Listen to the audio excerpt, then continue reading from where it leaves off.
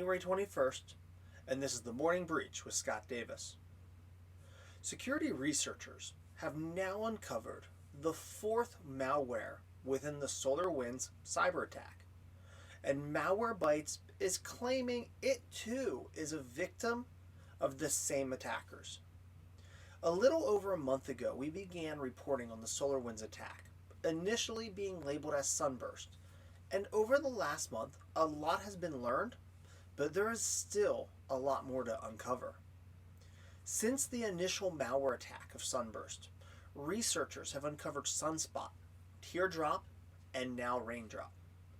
The Sunburst Backdoor is a digitally signed component of the Orion software framework that contained a backdoor that communicated via HTTP to third-party servers. Sunburst would activate after an initial dormant period. Then it would retrieve and execute commands that included the ability to transfer files, execute files, profile the system, reboot, and even disable services. The malware masqueraded the network traffic as Orion Improvement Program Protocol and stored reconnaissance results within legitimate plugin configuration files, allowing it to blend in with legitimate activity. In some instances, the cyber attackers would deploy a new memory-only dropper that was labeled Teardrop, which deployed the Cobalt Strike Beacon. Teardrop runs as a service, spawns a thread, and reads from the file gracious_truth.jpg, which is likely a fake JPG header.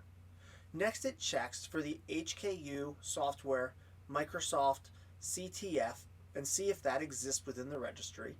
It decodes an embedded payload using custom rolling XIR algorithm and manually loads into memory an embedded payload within the process net setup svc.dll. Next discovered was Sunspot, which actually is Stellar Particles malware used to insert the Sunburst backdoor into the software builds.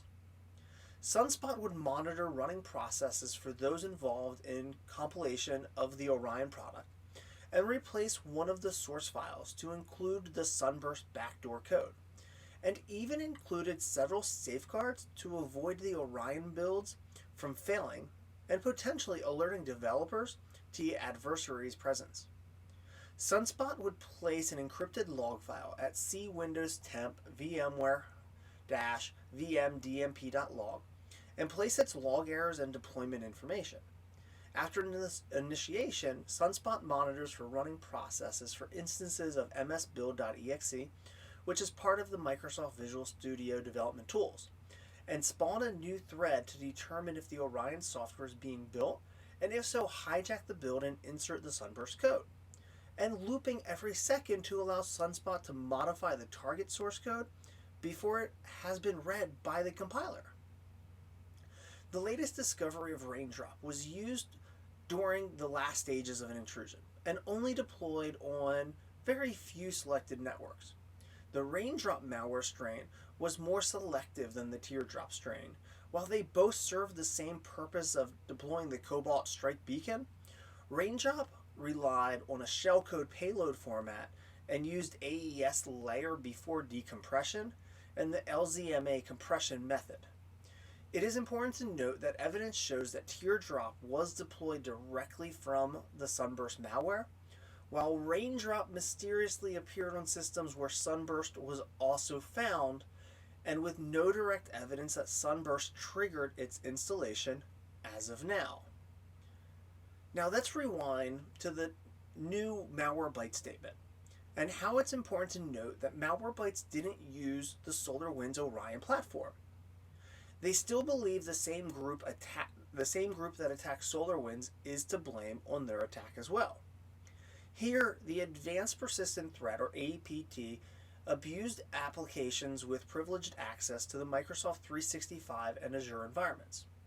Malwarebytes began their investigation after Microsoft Security Response Center flagged suspicious activity from a third-party email security application that was being used roughly on December 15th. Malwarebytes also did not provide any tactics, techniques, and procedures, or TTPs, that would link this attack to the SolarWinds attackers, but they noted there are some consistent TTPs with those used by the SolarWinds APT. The bottom line is that we're only a month into researching and digging into the SolarWinds breach, and there are still many unanswered questions, including the actual source of the attack. It may be months or even years from now until all of those questions get answered, including the who was behind the attack. And likely before those questions are answered, our minds will already be on the next big cyber attack of 2021. The Salem clinic staff is notifying more than 20,000 patients about a nearly 2-year-old data breach targeting their service provider, Presort, that may have compromised names, addresses, and health identification. The Ruck ransomware attack on Presort, a Portland-based printing and mail processing business, occurred May 6th through the 15th of 2019, during what was thought to be a server outage. The criminals demanded payment to unlock the company's systems and information and made the data stored unusable, and Presort did not pay the ransom. At the time of the attack, Presort was processing mailings for 21 different healthcare organizations, and on December 31st, OCR issued a ruling finding no violations of HIPAA occurred, and they closed their investigation. The main concern here is that the notifications to patients are taking place 2 years after the breach occurred.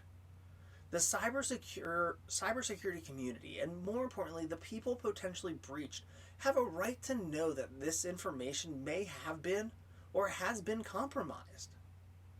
Businesses will continue to want to sweep an attack under the rug to limit the public exposure, especially when they have backups and the outage is minimum. But the long-term ramifications are not small, and data privacy is critical. And as a trusted partner with that data, it's ethically your responsibility to report and disclose a breach when one occurs. Governments will catch up, eventually mandating and penalizing those that hide these attacks. Until then, we all just have to do a better job of reporting and sharing that information. MSsoft released their State of the Ransomware report for the United States, and they found at least 113 federal, state, and municipal governments and agencies, 560 healthcare facilities, and 1,681 schools, colleges, and universities were impacted by ransomware in 2020. As we began 2020, only the Maze ransomware group was using the threat to release stolen data for extortion. But by the end of 2020, at least 17 other ransomware gangs have taken to use that practice. The report ends that unless significant action is taken, and I agree, and we all anticipate 2021 being another banner year for the cyber criminals. We continue our journey in policies and procedures documentation with the Incident Response Plan. The IRT, or IRP, is designed to outline the responsible team members for an incident when one occurs, their established roles and responsibilities, and a framework that outlines what needs to be completed and when. When building your IRP, you want to ensure contact information is included for all stakeholders, and include information to contact after hours, as we all know incidents don't always happen between 9 and 5. You want to identify your CISO, a technical manager, maybe an infrastructure manager, the third-party technical vendor you call for support or backup, and contacts for human resources, your legal team, communications, and even information on your cyber insurance. Once you establish who the stakeholders are, if an incident were to occur, you now need to outline the roles and responsibilities of each person. Include as much detail as you can and/or want. but ensure you list the proper positions and what they are responsible for when an incident is identified. The framework is the core section, and as this is where you will create and walk through typically about a 6-step plan from preparation, assessment, containment, cleanup, recovery, and then finally the lessons learned. In the template on themorningbreach.com, you will find summary statements for each, but you want to outline each with your expectations of each phase and what is required to move on to the next phase. Preparation is all about what you are doing now, building the documentation and ensuring it's current before the incident even occurs. The assessment is used to identify if the need of the incident process is required, as not all support tickets need an incident response. You need to identify what triggers the incident response process to continue and even state examples like, is it a lost or stolen laptop, ransomware, a misconfigured cloud storage drive. You also want to include data on if a cyber attack occurred at a vendor, because it might impact your customers. For example, the Blackbaud breach of 2020. You've identified that it should now go through the incident response framework. Now it's time to contain it. Really, in most cases, this has already started. But now you have to get the team activated and see where you are at the process and ensure that evidence is not going to be lost or wiped in the containment phase. Again, you want to detail out and document what is done and what steps are required before moving to the cleanup. The cleanup is about getting the systems or hardware clean from the incident and validating they are ready to be put back into production. Then moving into recovery, it's about returning the site to that healthy state. And it may include the replacement or upgrade of networking components like a firewall or the systems that were impacted.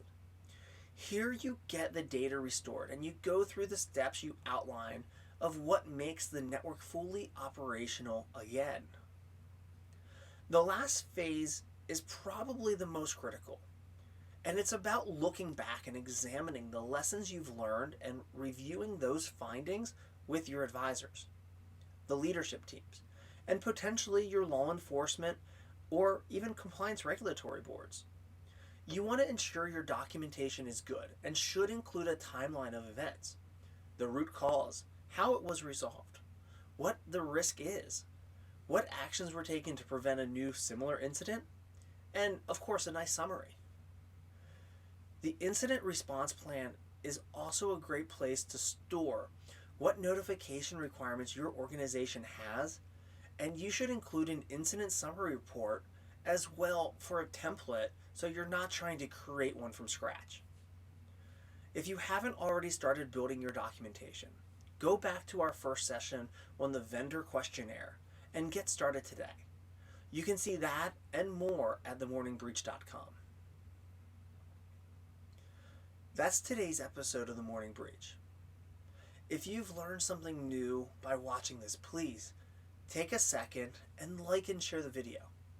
If you want to see more episodes of The Morning Breach or find useful resources in helping you secure your organization, please visit themorningbreach.com and follow along with us on Facebook, LinkedIn, and YouTube. Thanks for watching.